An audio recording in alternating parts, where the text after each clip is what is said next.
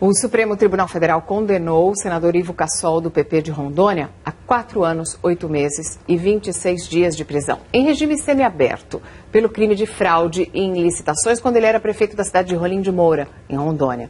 Cassol também terá que pagar multa de R$201 mil. Vamos voltar a São Paulo para falar com a Renata Lopretti. O senador ainda vai poder recorrer dessa decisão e em liberdade, né, Renata? Pode, Mariana, e ele disse hoje que vai recorrer. Por 10 votos a 0, o Supremo entendeu que houve fraude para favorecer empresas controladas por familiares e amigos de Ivo Cassol.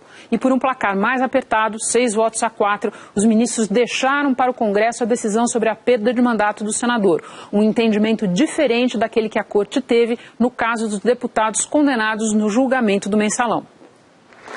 O senador foi condenado por participar de um esquema de fraudes em obras públicas quando era prefeito de Rolim de Moura, em Rondônia, entre 1998 e 2002. Das 8 empresas apontadas como favorecidas nas licitações, 5 eram geridas por pessoas ligadas a Cassol, inclusive parentes. Para a ministra Carmen Lúcia, relatora do processo, há provas suficientes das fraudes. Aqui o que se tem é uma situação em que há fraude porque a licitação não ocorreu na modalidade necessária para a garantia do patrimônio moral e da impessoalidade para a administração. Todos os 10 ministros que participaram do julgamento votaram pela condenação do senador e de 2 servidores do município e absolveram os réus do crime de formação de quadrilha. O ministro Luiz Fux se declarou impedido de participar da sessão porque já havia julgado o caso quando era do Superior Tribunal de Justiça. O senador Ivo Cassol foi condenado a 4 anos, 8 meses e 26 dias de prisão em regime semiaberto.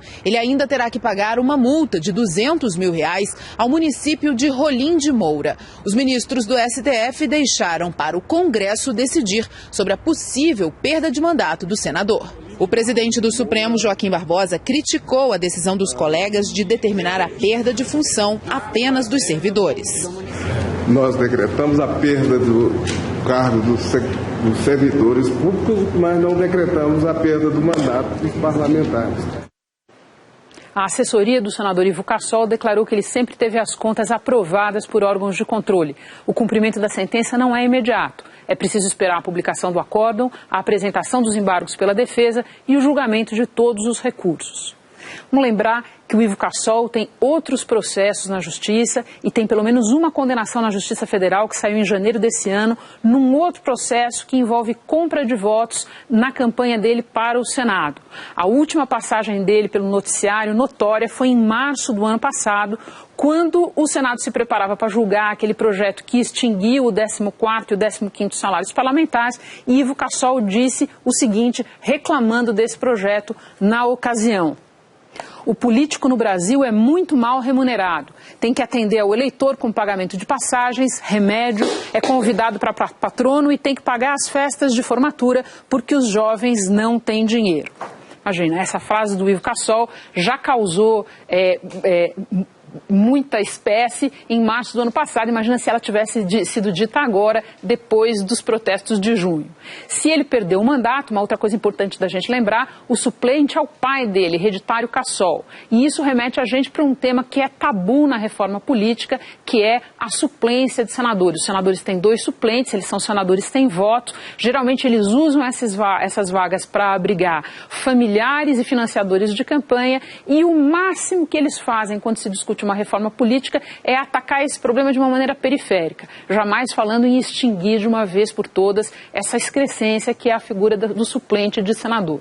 Quanto ao Supremo, 2 coisas para a gente reparar. Primeiro, que o Supremo condenou há pouco e encerrou o processo do deputado Nathan Donadon, que foi preso por corrupção. Agora, o Supremo correu para julgar o caso de Ivo Cassol antes que o crime prescrevesse. Portanto, é um sinal de que o Supremo julga sim de maneira técnica, mas que ele não está alheio ao ambiente político, alheio ao que está acontecendo nas ruas. Essa questão da perda de mandato é bom a gente prestar atenção, porque na semana que vem começa o julgamento dos embargos, do julgamento do Mensalão, e certamente vai haver discussão do que foi decidido agora e do que foi decidido naquele julgamento.